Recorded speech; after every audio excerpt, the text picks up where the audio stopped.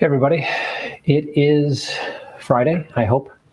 At least I think it's Friday. I'm still Kevin Murcko. I'm still CEO here at CoinMetro. Another weekend. Didn't get fired yet. Or replaced, apparently. But anyway, nice to see everybody here. This is an AMA. You ask, I tell. Ask me anything you want. I'll try to answer it. I've been pretty good up to this point. I think I'm about 95% answered questions over the last couple of years. Hey, Deep Fleet, yeah, I saw you come on. I was thinking, maybe I shouldn't start the AMA, Is he going to beat that horse? But you can beat any horse you want. I might tell you that you're beating the horse, but, whatever. Harold, my buddy Harold, coming in second this week. Brian, hey, Brian, wannabe. Okay, so guys, you hit me with the questions. I'm going to answer. I'm actually sitting in a normal-sized chair today, which is amazing. Usually I'm on like a stool. I don't know if that's going to make any difference to the quality of the show, but we're going to find out. Just a bit of lighting here. I feel like I'm in the dark. All right. Anyway, of our kind of UI kit, and to my eyes, it looks fantastic. Lot cleaner, a lot easier to navigate, especially when it comes to pair selection and things like that. Especially when it comes to navigating from dashboard back into one of our trading platforms and back out. All those things are planned to be released within Q4. We have some listings. We have some potential changes across many different dependencies across the company. So you are going to see some more marketing happening. We've discussed those in previous AMAs, so I'm not going to beat that dead horse. But you'll see some more marketing happening. You'll see more cohesion across all our platforms. You're going to see some additional features as well. Hopefully we'll see something like Cadena bonding open back up, depending on Cadena getting their bridges live. So that's also something that's pretty cool. Some additional assets flowing onto the platform. And with new resources, as fast as we can get those resources kind of onboarded, the faster we're going to be able to delve into different projects as well. So there might be some surprises in Q4 that don't even fall on the Q4 roadmap. Let's see. Where are you? I'm in space, like always. No, I'm in our offices in Estonia, as usual, I guess. Well, 90% of usual. What is your opinion about crypto market right now? My opinion about the crypto market hasn't really changed since 2009, to be honest. It's volatile. It's generally geared towards upside, but you're going to see volatility. We have there's a rustling in the wind about the Mt. Gox vote. So there's a vote from, I believe, trustees about Mt. Gox, whether they're going to get a euro value or a dollar value, whatever, of the Bitcoin that's been recovered or their crypto that's been recovered, or they're going to get the actual amount in crypto. Now, obviously, if you lost 2 Bitcoin in Mt. Gox and they plan on giving you 2 Bitcoin back, the value that you're receiving is going to be immense compared to where it was when it was taken or lost or frozen or whatever. And if they give you the dollar value, well, it's going to be not meaningless, but it's going to be disappointing to many. So there's a lot of rumors going around that when that vote happens, if it is voted to give back the crypto, that could create some type of dump on majors, especially Bitcoin. I tend to not see that. And the reason being is this: even if they do give back the Bitcoin, yes, there'll be substantial gains, absolutely. But will everyone go and simply sell? I mean, they've basically had this Bitcoin in cold storage for years. Would they really just dump? And even if they did, you're talking about a market that's 1,000 times more liquid than it was when Mt. Gox fell. It can withstand quite a large amount of selling, considering as well that not all the selling is going to happen on the same platform, and considering that the market itself is OTC, meaning that if lots of selling happens on one platform, that doesn't necessarily mean you're going to see an automatic cascade across others. Obviously, there's probably going to be a lot of selling on if there is selling, it would be a lot of selling on things like places like Binance, places like Coinbase, where a lot of other institutions, a lot of other exchanges get their pricing from. But still, the market has expanded faster than the price, meaning that there's more liquidity in the ratio of liquidity to price. There's more liquidity than there is price increase. So I don't really see it as a major, but anyway, there's always going to be, it's kind of like an options expiry, to be honest. It's like if you bought an option 3 years ago and it's expiring. We've all seen what happens with options expiration dates. they do cause some additional volatility, but I wouldn't expect major volatility. Anyway, we'll have to see what the vote entails. I think the market right now is pretty much what the market always is. It's trying to find, what price the market is willing to pay. So we've seen upside, we've seen downside. We've been in a pretty relatively tight range for crypto over the past 2 months or so. But it does look like we're primed for a breakout, potentially to the upside. Hey. Options on FTX reloading from Hong Kong to the Cayman Islands. Yeah, well, like that makes any difference, right? I mean, famously, BitMEX was in Hong Kong. They at the time, this is not at the time, they were in Hong Kong for quite some time, but when they moved to Hong Kong, when they established in Hong Kong, I think they were established at the beginning, but when they were big and in Hong Kong, they had the most expensive leased office in the world. And now, well. So FTX relocating, well, I mean, they're going to have to relocate because futures are regulated and options are regulated in Hong Kong. And what that tells you is that they're following the same path initially that Binance did. They know that they should be regulated, so they leave. Now, I'm not saying that's the worst strategy, but what it shows to any regulator in the future is that you'd rather leave than comply. And that's not going to make complying at some point in the future easier. It's going to make it harder. So not a point in FTX's hat, not a feather in their hat, that move. Hey, man, how are you? Or, well, I say man, but hey. When Fireside Chat THT? As I said, I think we're going to get it done in October. We haven't set a date yet, but I'll reach out to the THT guys, hopefully right at the beginning of the month. Well, it's already the 1st, so when we get back next week, and then hopefully we'll be able to schedule something like 2nd, 3rd week in October, something like that. Schedules permitting. Big guy, Kevin, transfers any, even XRP are instant, but can take up to 30 minutes, and it's not once or twice, but frequently. When is CM going to approve withdrawal and deposit speed? So we have improved them actually marketedly. So I'll start from what we've done recently, and I'll explain why we have systems in place, and then I'll explain what the future is going to look like. So we've just instituted, we used to have a filter that anything over the equivalent of 500 euros had to be manually checked. Why do we do that? Abundance of caution. Why an abundance of caution? Well, I would put security over speed any day of the week.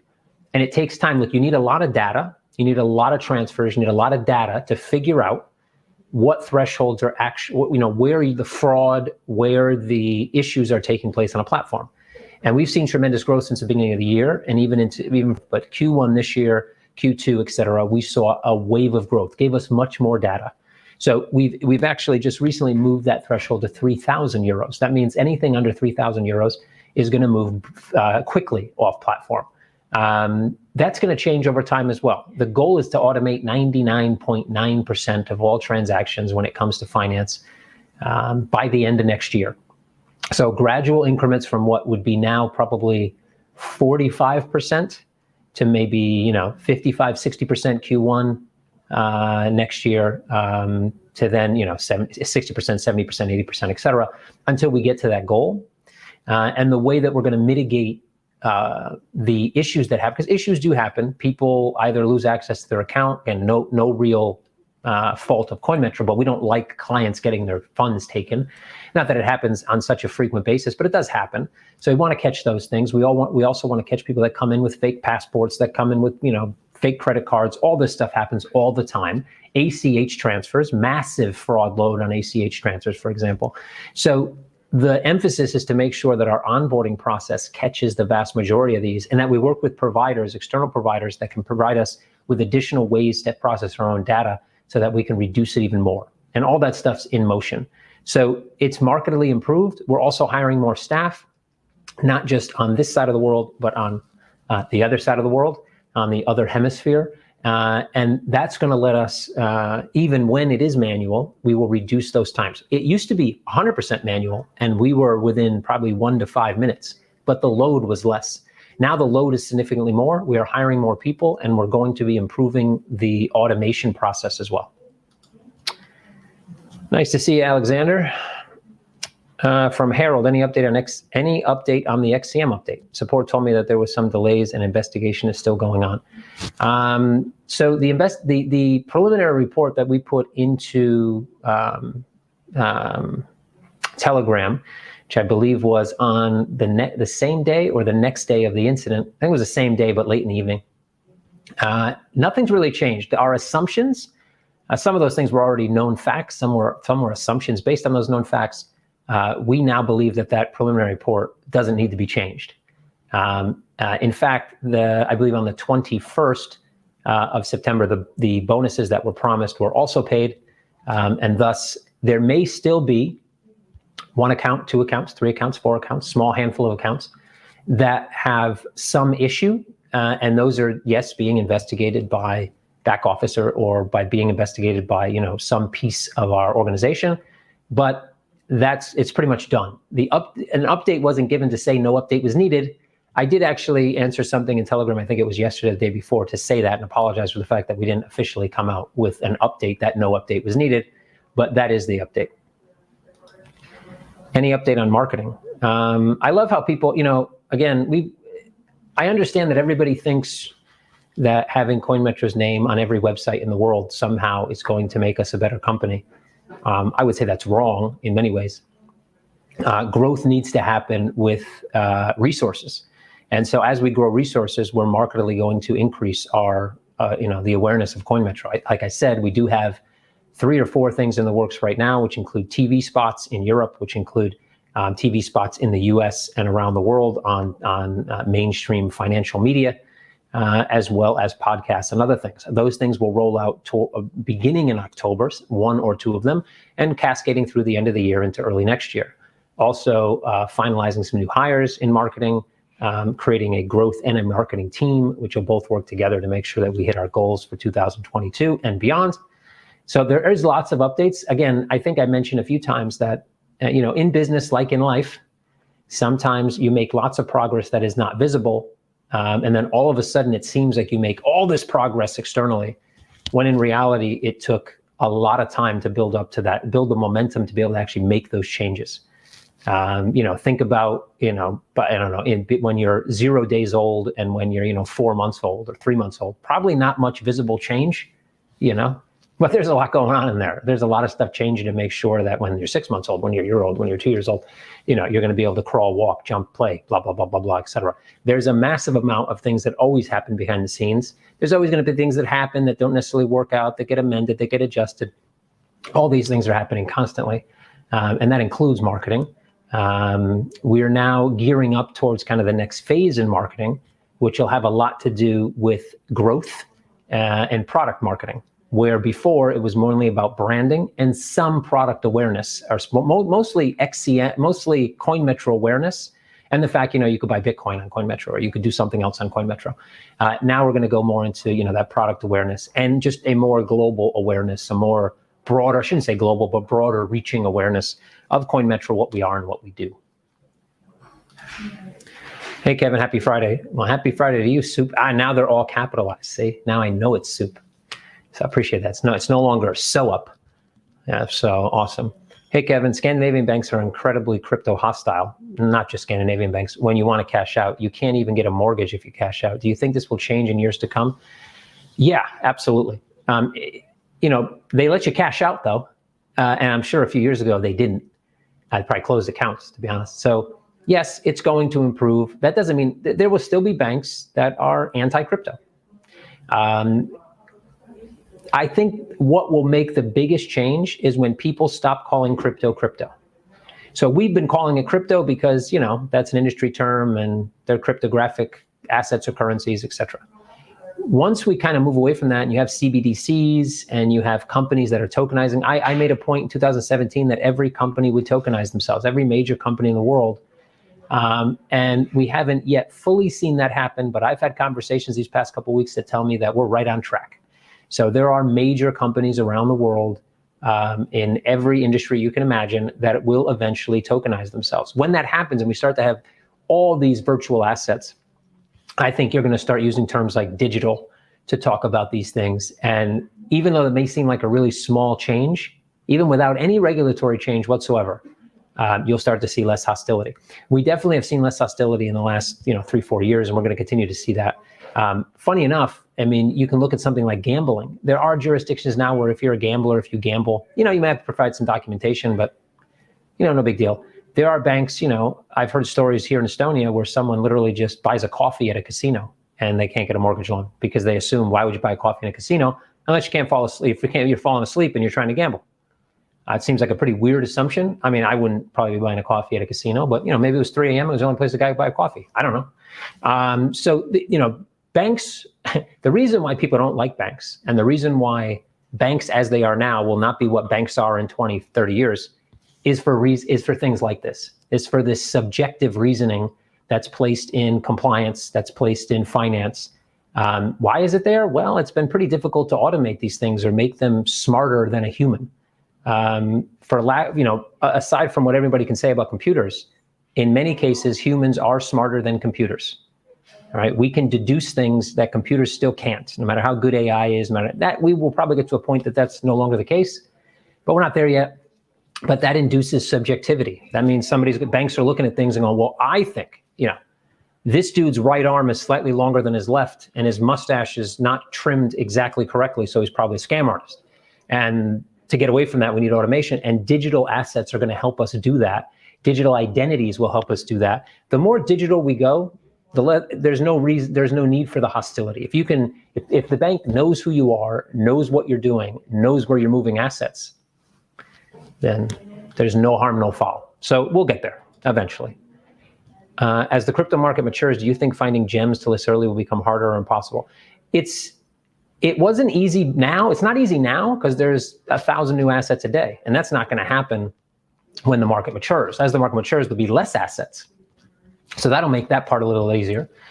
But there will also probably be more stringent requirements if you're talking about, so it will probably get harder, like most things do in life, but we'll probably get better at it as well. That won't necessarily be our strategy forever. I think it's a great strategy. I think it was a great strategy when we implemented it, and I think it's still a great strategy now. But it's not our only strategy, and I think over time we'll have more and more strategies on how we list assets. But for me, I think that's one of the most interesting parts of the business is trying to find, the next greatest thing. So that little piece of the business is kind of like an accelerator, a hedge fund. We might not be necessarily investing in these companies, but we're helping them expand and grow. I don't think that's ever going to change. I think some things will get easier, some things will get harder. But like most things in life, just like it's easy, you see all these guys on Twitter, most of them are probably lying, but, I invested, 18 cents 3 months ago, and now I'm a quadrillionaire from, I don't know, NFTs. I bought a picture of a monkey puking on a cardboard box, and now I'm a billionaire. And that's amazing or whatever. But, those things, all those type of things, or, I bought Bitcoin, 2 years ago and forgot about it. And now I just bought a small country. All those things are great. Those things will stop happening at some point because they happen in every market. What people don't realize is when the equities markets first came out, when the bond market, when the derivatives, you can trace back any market. There's always people that move quick and initially make tons of money by not really being that good. It's just that the momentum of the market carries them forward. And eventually the market gets more mature, it gets less volatile, and you need to become good at what you do to make money. We're not there yet, which is good and bad. It's good because newcomers can make money by not having to know what they're doing. It's also bad because they assume that that's how markets work, and they don't. Anyway, it's a long answer to a short question. Hey, Kevin, any ETA on TRAM 2.0? So there was a design for TRAM 2.0. I think that design is going to get rehashed again, potentially with this rehash that I talked about in Q4. I don't know if it'll get released in Q4. I don't remember seeing TRAM on the Q4 reskin list. So it might be Q1 or Q2 next year. But actually, ask me about that next week because I'll try to get some information to see if it actually is on. Well, actually, the Q4 roadmap probably be released before then, so you're going to know before I do, maybe. I don't know if this applies to all banks, but certainly quite a lot in my country. It applies to lots of banks, not all banks, but many of them. Parsec went from launching on and having good relations with CM to them not offering staking on CM and clients seemingly withdrawing their PQ or accumulating on KuCoin. Nothing went wrong. Nothing went wrong at all. We still have actually, I think I'm going to see a few members of Parsec potentially this weekend if we both have time. During the summer, for example, I was in Mexico. They were in Spain, not all of them, but some of them. And, we're just busy. So I think, they know that KuCoin's bigger than we are. So obviously, maybe it behooves their business to do some things with KuCoin that they're not necessarily doing with us. Plus, KuCoin probably at the time had more resources, that they still do, have more resources than we do. So they can move a little bit faster. But IQ protocol will be on CoinMetro. We will offer something, I guarantee when we do, different than what KuCoin offers and better in many ways. So a lot of times, to do things right isn't a race. I understand everybody wants to be fast. I understand that people get frustrated when things aren't fast enough. I understand that people, KuCoin's at a different level than we are. And I don't say that to mean they're better, because I think they're horrible. But they're at a different level in terms of size. And we are doing things the right way from the beginning, which means to get to size, we need to do a lot of things they didn't have to do to get to that size, to protect ourselves in the future. And that means lots of strategy, lots of planning. It also means that things may seem like they're taking longer to get accomplished. But again, you just have to look at CoinMetro 2017 to CoinMetro 2021 and see that we're a completely different company. We've gone already through probably 2 or 3 phases where things are extremely different. And 2022 is not going to look like 2021, and 2023 is not going to look like 2022. So the relationship is fine. There's nothing wrong with that relationship whatsoever. In fact, it's a great relationship. It's just a relationship that we haven't been able to move, let's say, forward on a business level simply because we have other priorities. And it's not because we don't think IQ protocol is great. We obviously supported them doing it. We had talks about it even in this office. So yeah, the relationship's still there. We will move forward, and when we do, it's going to be an awesome product. What is your current relationship with Parsec? I think this is the same question, but do you still hold PRQ token? Is there any relationship planned with their IQ protocol? I own almost 7 figures of PRQ token. Some that I earned as an advisor, others that I bought at market. So yes, I'm still a proud PRQ owner. Never sold a thing even at the high. Will hodl for quite some time. I think they're going to do fantastic things. They've already done great things. I think they're going to go on to do fantastic things, and I support them. Relationship is nowhere different than where it was months ago, so nothing's changed there.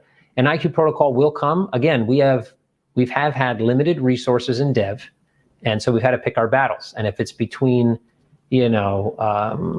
kind of other things that are maybe not visual, but definitely help to support our entire ecosystem, those things have to be prioritized over new product launches. But we will support IQ protocol. Like I said, it will be different than everyone else, and it will be better. Looking good today will not ask for increased XCM staking today, but instead on when one of the conditions will be fulfilled.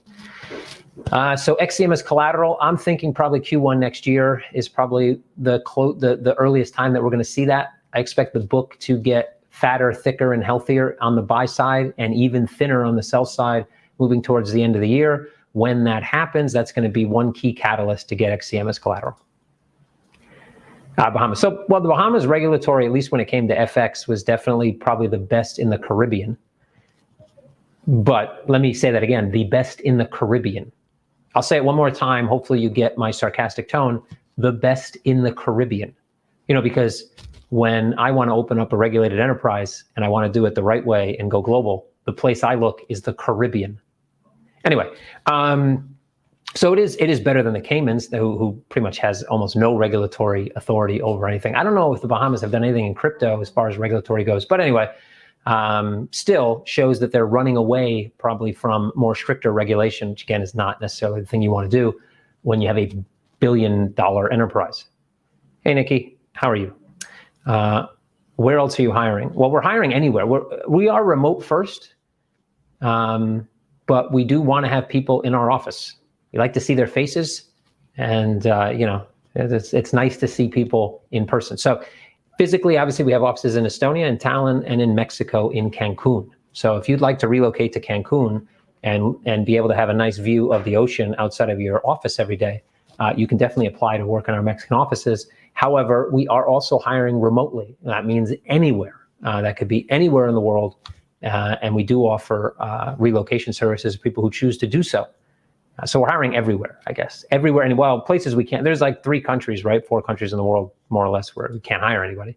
Oh, there's more than that, but there's a list of countries, unfortunately, you can't do business with or pay money into or wherever, but outside of that, globally. Hey, Kev, I've been watching AMAs for a year now. I know Canada is a small market, but any news? Well, it's actually not that small of a market. We have a little research project going on right now trying to find the best CAD providers for Interac. I don't necessarily, look, I could light up CAD Swift deposits in a week, but they're expensive, they're not that fast, and I'd rather have Interac deposits and withdrawals. And so we're currently doing some research to see who provides that. I think one of the providers we may start using in Q1 for other services may actually provide Interac, an Interac gateway. That's what we want. We want localized deposits in Canadian dollars that are fast and cheap and not through a third party. Is Flux video chat on the agenda? You mean a fireside, I guess? After VXV and KDA, that one would be pretty interesting. Yeah, I mean, we could put it on the horizon. THT is the one that most people have been talking about lately. I think we're going to try to do that in October, but we can definitely try to get Flux. Look, I'm ready, willing, and able, hopefully able, to talk to anybody on a fireside chat. So, I mean, I don't care who it is. And especially those that we're doing business with and that we've supported and they've supported us in the past. So 100% willing to do it. Stephen, again, can you enlighten us with some rough data about CoinMetro? How many users are active on the platform? What growth did you experience this year per quarter? Rough data and then very specific number questions. I like that, Stephen. So what I did about a couple weeks ago is I shared a dashboard from a tool called Mixpanel, which I potentially can do again. Let's see, which can show all that data actually without me having to guesstimate on the last data that I've actually looked at. So definitely we've seen a bit of tapering in terms of the growth we saw, let's say, in the last 2 months, but we've ended up at a level that's still multipliers higher than where we were at the beginning of the year and multipliers higher than where we were in last quarter. So things are still moving in the right direction. For example, we're seeing, let's see, give me a second. This is still loading. Still loading. La, la, la, la, la, la. Okay. So daily signups, I'm seeing we had a spike up to 1,000, which was on the 28th. But generally speaking, the average, I would say, is roughly about 650 to 700 per day. Let's say 600 per day. At the beginning of the year, we were at about 150, 130. Q2, I think we were 200, 220. So we're still 3x of where we were in Q2. And we're now seeing that as our kind of baseline level. So we have 3 times as many signups per day as a baseline in comparative where we were just months ago. So we're definitely on the right track. Active users, let me see if I can. I don't know if I have a dashboard up for active users right now. Let's see if I can find one. What's the other question? So I think I've touched on growth this year per quarter, at least roughly, as you asked for in the beginning. As far as active users, let me see, hold on one second. Let's see. Dun, dun, dun.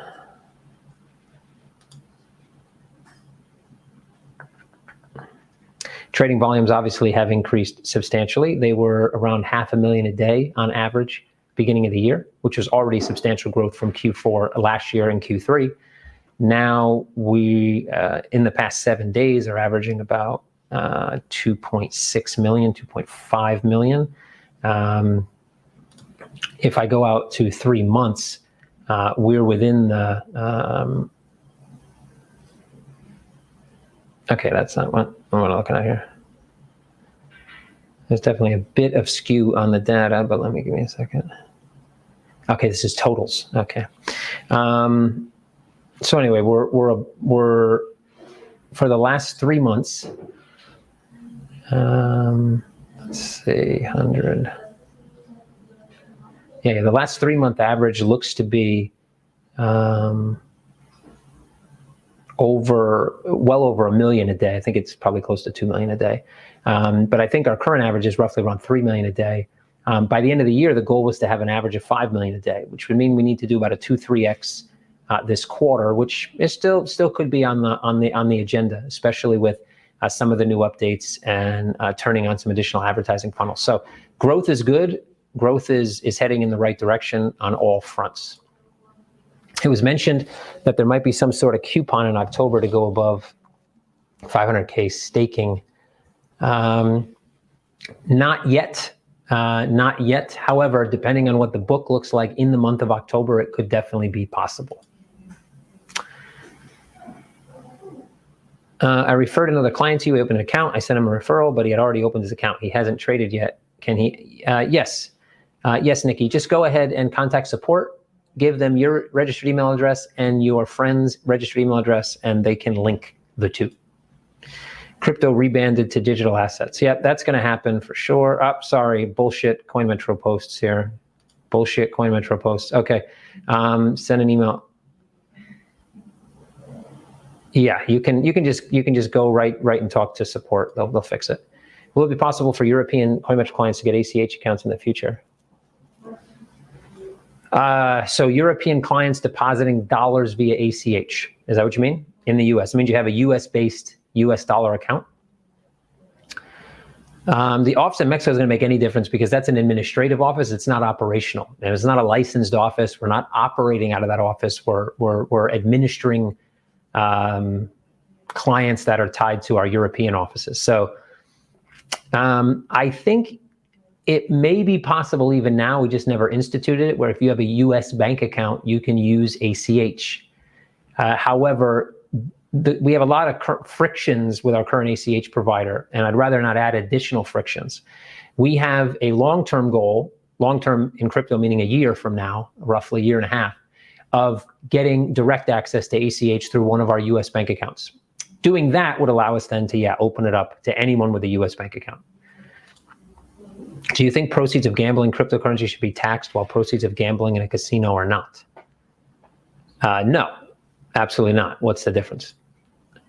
Guys, come on, 30 people watching, only 9 thumbs up. Yeah, thumbs up would be nice. I love to see thumbs up.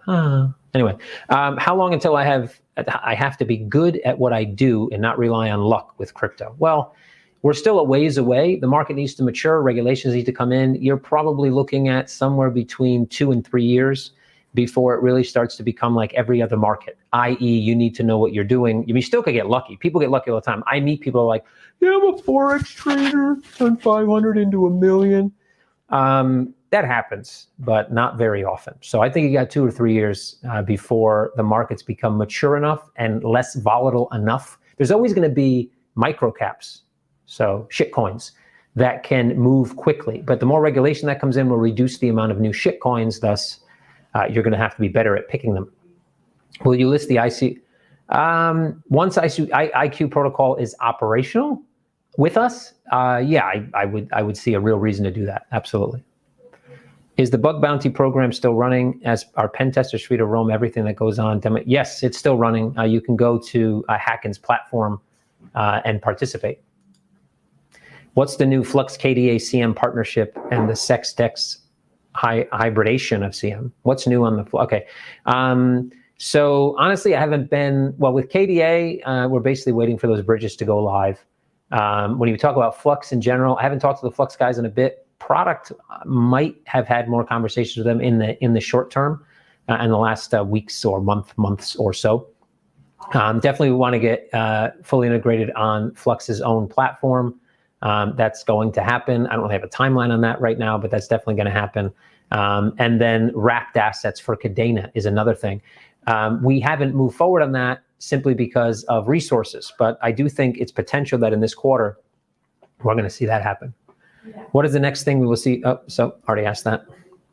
Or actually, I already answered it. You guys didn't ask it. BizDev. No real BizDev news this week. As I said, BizDev is going to be kind of somewhat on pause until the beginning of next year, because we have a lot of things to do to make sure that we can knock a lot of BizDev out of the park. So no real BizDev news to speak of this week. Could you please share the percentage of API traders users? I don't have that data in front of me, Harold. It's small.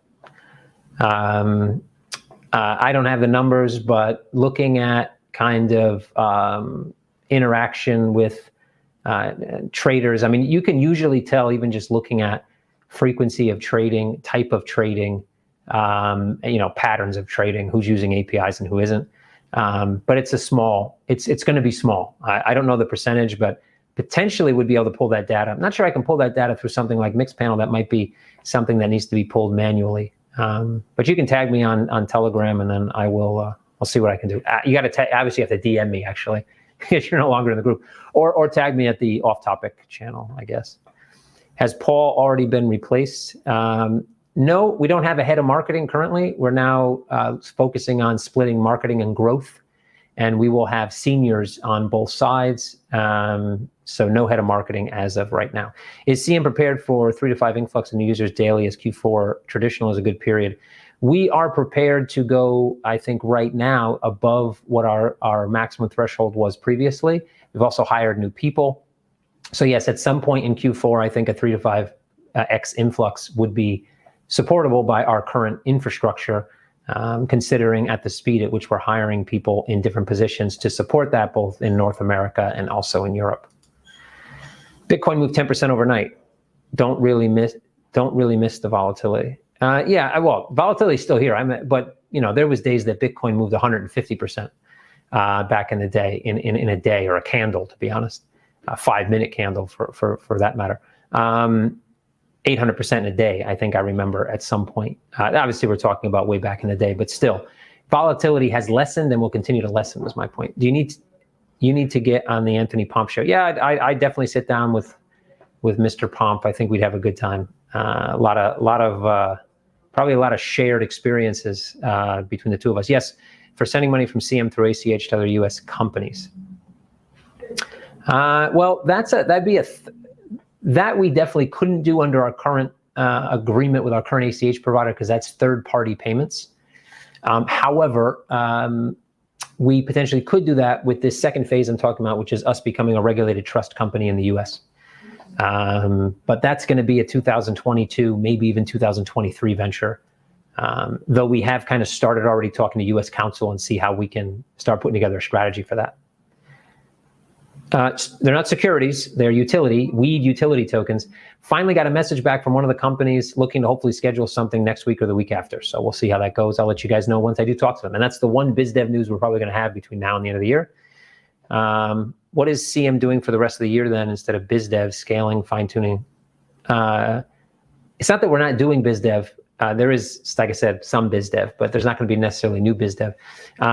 Scaling is one, fine tuning the current product is another. Fine-tuning the code, building out the code base, refining the code base, making sure that things like the Cadena and the XCM issue never happen again, and nothing even similar to that ever happens again. Expanding on how our order routing works, improving liquidity, improving depth, improving all aspects of the trading interface, improving our own how the wallet systems we utilize, improving the way that we're able to move assets, the speed at which we can move assets, the automation of which we can move assets to mitigate delays. Lots of things. There's a litany of things that we're working on between now and the end of the year, so that our goals for 2022 can be met. No problem, Jack. Nice to see you here. UAE. So no, I actually have a message I haven't listened to that came through, I think, on Wednesday, which I'll probably try to listen to later this afternoon. No specific updates from the UAE, but I probably will be in the UAE towards the end of October. And so probably have an update for you guys then. Again, I don't think we're not going to have updates about UAE on weeks. It's going to be months, and it's a long-term thing. We are being potentially offered some help to open up a office in Abu Dhabi. I don't know if it's the right timing to do that. And everybody would love to hear that news and then see me at an office cutting some, red ribbon in Abu Dhabi, standing next to the sheikh of something. But I'm not sure that it's the right time to do that. And if we do it, it's got to be the right time, and it has to make sense. So we are pursuing it. We're trying to see if it makes sense, whether it's going to happen or not, how it would happen, what it means for the company. And so it's a long-term play, to be honest. Any news on the 10x leverage? That potentially could happen in Q4 as well. Ask me next week again. I'll get some more information on that. I think at this point, a lot of the restrictions we have, while they were beneficial to reduce risk in the past, company risk and individual risk, they now actually may increase risk many times because they reduce the amount of liquidity in the book, and they also increase risk for people who don't understand collateral limitations and end up over leveraging themselves. The new margin platform will allow you to pick your leverage rather than having to always have the highest leverage, which will also help in reducing risk both for the company and for our clients, which is important to us. Some companies offer copy trading PAM services for crypto. With Tram V2 being delayed, do you think integrating CM into those third-party services would be beneficial? Again, speed for me is never, I guess this is probably apparent at this point, but being first in finance doesn't mean anything, to be honest, unless you are first for years and you simply take on so much investment, especially into a protocol. We talk about protocols being first, like Ether, for example. Billions of investment have gone into building out Ether for different institutions, billions. And that's why you're not seeing, even with high fees, the market run somewhere else. New players maybe, but existing infrastructure, not really. For exchanges, it's a bit different. For me, I want to do things right, and and being first or fast is not the first priority. Not that I don't want to be fast, but it's not the first priority. So I think Tram will still be something that is different from other offerings, but I do think that integrating automated trading services, integrating other services that can then use Tram as a front end and potentially, maybe even trade elsewhere, maybe even get signals from elsewhere is not a bad idea. And that would probably be a V3, V4 of Tram, not necessarily a V2. V2 is all about refining the experience on CoinMetro. V3, V4, V5, V6, 100 will be about expanding that service and possibly connecting with partners. Absolutely. I'm not against that, that's what I'm trying to say. It's Ignium, not Ingium. Ignium. So Ignium. Ignium is a company that I am co-founder of, that the initial idea of Ignium was to create essentially a CSD, or central securities depository, for tokenized assets. What that means, when you trade in traditional markets in Europe, in the US as well, but they don't call it around the world, but they don't call everywhere a CSD. In the US, you call them transfer agents. But basically, two people are transacting, one's buying a security, one's selling it. They actually don't do it directly. There is an agent in the middle that holds all the assets in custody and basically does the transfer between buyer and seller with both the payment and the actual asset. And the idea was that as the security token market was going to increase in size over time, there needed to be that type of infrastructure. It changed at some point based on just what companies were needing, what companies were asking for. Now, what Ignium basically does is multiple fold. But for instance, we have a setup with Ignium. We have our invest platform. So people can come and raise money on that. And that brings up a point that I'm going to mention here in a second. But people can raise money on that invest platform. They put their company up there. They raise the money. The money comes through CoinMetro. The asset is created. The digital asset's created at Ignium. And the clients receive and transact via Ignium, but they can do so through the CoinMetro interface. So Ignium creates the digital asset, distributes the digital asset, distributes the dividends or any other payments that may happen due to that digital asset. And they allow that company to create an options program for their employees. They allow them to easily manage their cap table so they don't have to manage it manually, especially when you crowdfund and could have hundreds or thousands of investors. And they have a very cool, what we like to call it, because I'm a co-founder, is the Investomer idea. And the Investomer idea is that if you have a company, especially an e-commerce company that's already producing a product and making money, you have loyal customers, you have a community of loyal customers who can potentially come also your loyal investors. And so creating kind of a mall of companies that people come in to invest, maybe find other things they want to invest, and are also clients of all those companies. You're going to find probably your best investors in your client base. They already love your product, they use it, they think it's great, they tell their friends and family about it. Why wouldn't they want to get a piece of the company if they think that it's going to be successful?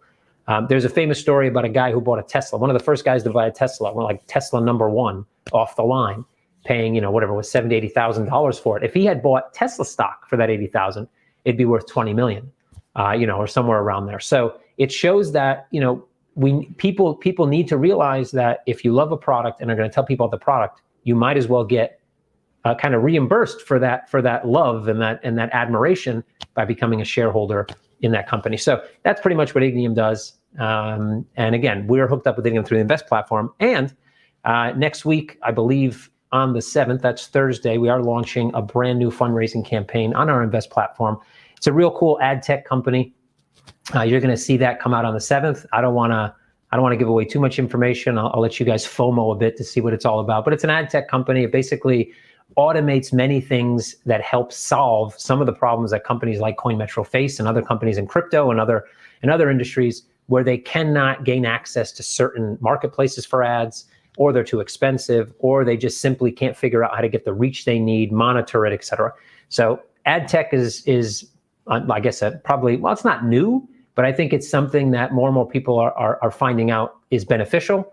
So you'll see them. They're called MD Agency. You're going to see them on Thursday. Have a look on the Invest platform on Thursday. Check it out.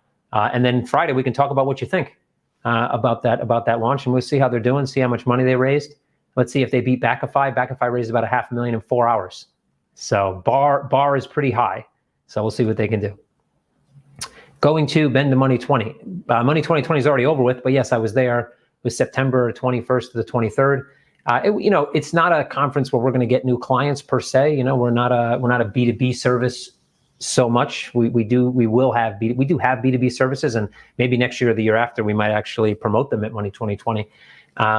However, it was really about just talking to our providers, whether those be merchant services, kind of banking services, see everybody face to face again or for the first time, talk to new providers, see what other services we may be able to use or utilize to make CoinMetro even better, more streamlined, et cetera. And we were able to do all of those things. So it was a good conference in that respect.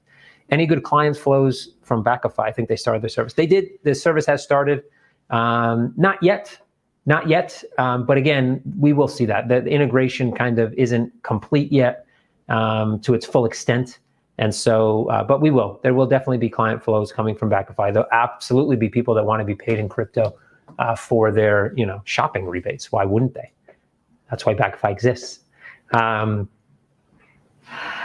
story you were telling about Ignium reminds me by XCM. Thanks, you soup. Not a completely direct correlation there, but yeah, XCM is amazing. I definitely would say you should buy some of it. I mean, why not? If you're here and you hit that like button, again, why we just talk? Well, I guess I know what you're saying, because you're talking about if you like a company, if you interact with that company, why not take a piece of that company? Why XCM is not a security, it's not equity. It definitely moves in relation to how CoinMetro is doing. And there's a lot of new exciting things. There's always new exciting things. I think our community in many ways is spoiled. And also, we had this element in the past where everything was coming soon. We had very limited resources, so we would miss deadlines left, right, and center. We don't necessarily do that anymore. We miss one every once in a while. I mean, stuff happens.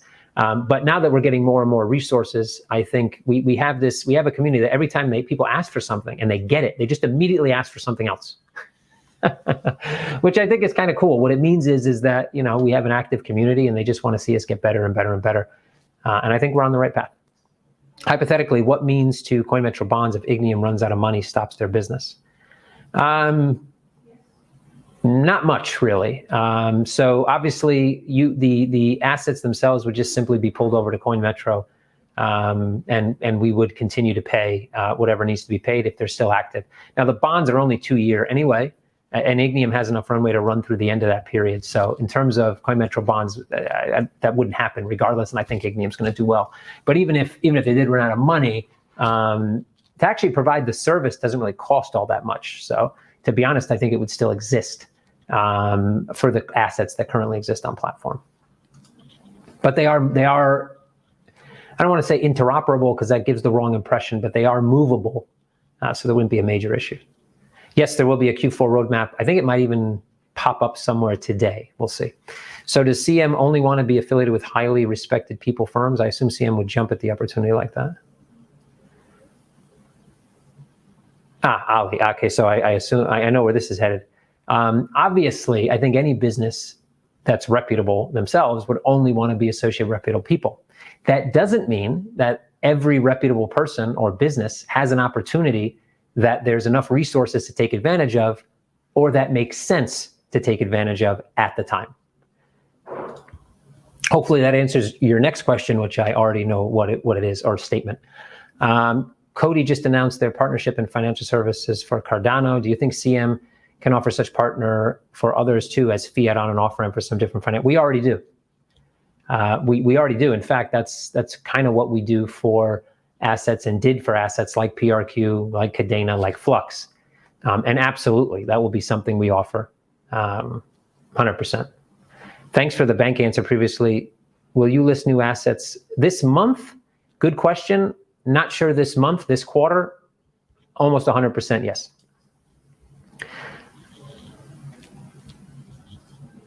Yeah, I'm pretty sure. Yeah, I when I had a talk with Professor Warner, it was a great talk. There was no closure to that talk. Nothing about anything particular that may or may not happen. Ollie was the one that was kind of pushing that. But at the end of the day, there wasn't enough. I didn't get enough information where I really understood what was being tried to be done. At some point, there was some Telegram messages about, some millions coming through the platform, blah, blah, blah, blah, blah. But, if I counted the amount of messages that I get from people that say they can send millions across the platform, if I got literally a 10-cent coin for every one, I'd be a billionaire. And that doesn't mean I don't think, that I think Ollie's full of shit, not necessarily. But I can't, there's no bandwidth for me to be able to pick and choose every single and take advantage of every. And even if I wanted to take advantage, limited resources, guys.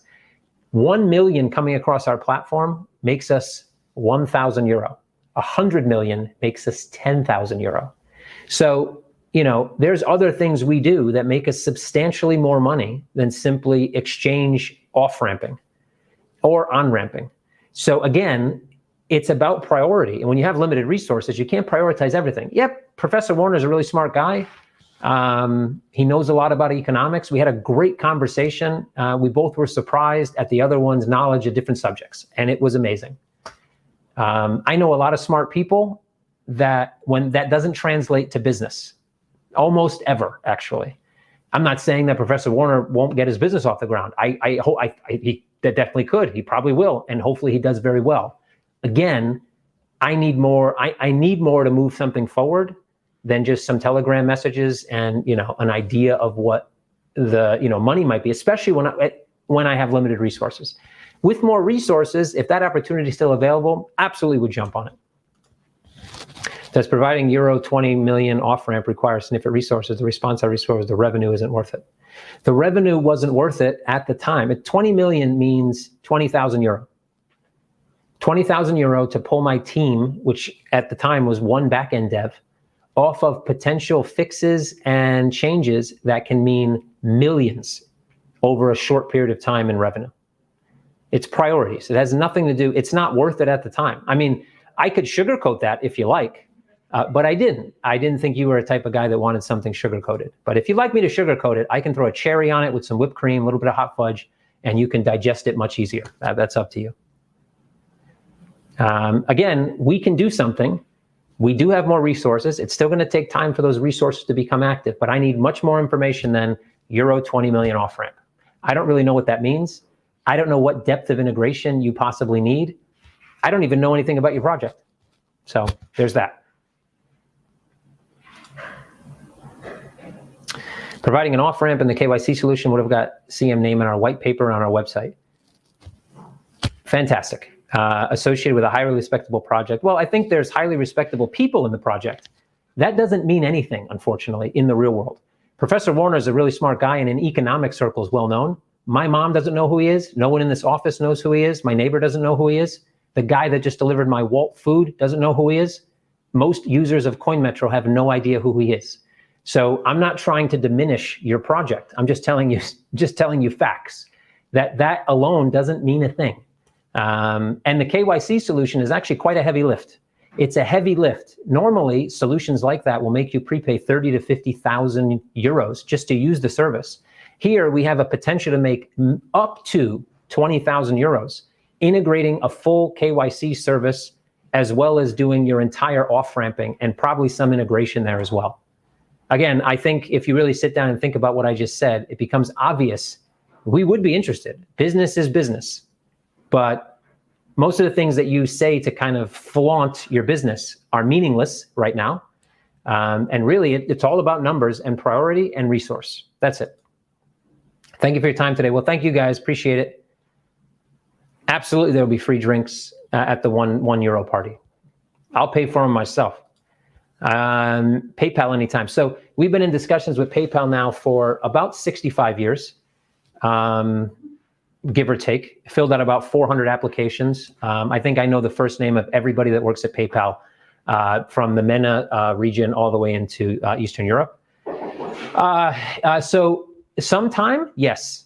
Soon, define soon. Well, you didn't say soon, you said anytime. So anytime, I guess the answer to that would be yes. But we're still working on it. But we are working on it. I guess that's a point to be made. In Estonia, maybe we'll do dual €1 parties. We'll do Mexico and Europe. And then I will start in Europe and then get on a plane and see you guys all in Mexico. I don't know how I'm going to show up to that Mexican side.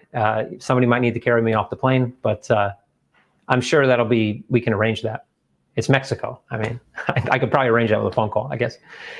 Anyway, everybody, we're about to hit the 1 hour mark. If some more questions come in before I finish my usual end of Friday spiel here, I'll definitely answer them. Oh, here's one. Oh, that's just a thank you. Thank you, Soup. Appreciate you being here as well. So it's Friday. And, that's awesome. And hopefully everybody has some really cool plans for the weekend. If you don't, make some. What's wrong with you? And of course, while you're out doing something really cool, or in your house doing something really cool, I don't know, whatever you're doing, again, make sure you do that. You kind of use your diaphragm and do this very limbic chant of Ignium. Just keep doing that all day long. Not only will it make you feel better, your portfolio might go up in value, and other people are going to hear it, and you're going to help them. And helping people always makes people feel better, right? Anyway, spend time with friends and family. If you can't do it virtually, do it physically.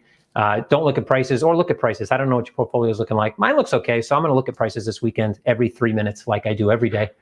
And thanks for being here. You can always tag me on Telegram at Kevin Murcko. You can always tweet me on Twitter at Kevin Murcko. I'm pretty much at Kevin Murcko everywhere. But if you try to get me on Facebook or Instagram or TikTok or whatever other, I probably will never respond. So stick to Telegram and Twitter. Those are my two most active accounts. Let's see what else we got here quickly. And where will the €100, and there will be a €100 party. Yeah, €100 party, man, that should probably be like on the moon or something. I don't know how we can arrange that one. CM office in Asia, not necessarily in the near future, sometime in the future, probably, but don't have a plan for that one yet. Can you get on the Best Business Show on YouTube? I think that's the Pompliano show. I'm sure I could. I'm sure me and Pomp would have a great time, actually. But I need somebody to arrange that. I'm not the arranger. I can talk, that's for sure. Was anything mentioned via CV tram? Nope, nothing mentioned specifically via the CV tram. If you have a specific question about that, get on Telegram, find me at Kevin Murcko, KevinMurcko. Tag me, ask the specific question about CV tram, and I'll try and answer it for you. Faster SWIFT payments. No such thing as faster SWIFT payments. Unfortunately, we are at mercy for whoever processes them. We will have more providers for SWIFT payments in the very near future. Actually, one of our providers that gives us instant SWIFT, instant SEPA, as well as GBP faster payments, will start to do automated SWIFT payments, hopefully by the end of this year, and they should be, if not faster, at least more streamlined. Anyway, everybody, have a great weekend. Talk to you guys soon. Thanks for being here. Thanks for the questions. They were amazing. Ali, if you really want to get this done, man, let's have a real meeting about it. And have a good weekend. Cheers.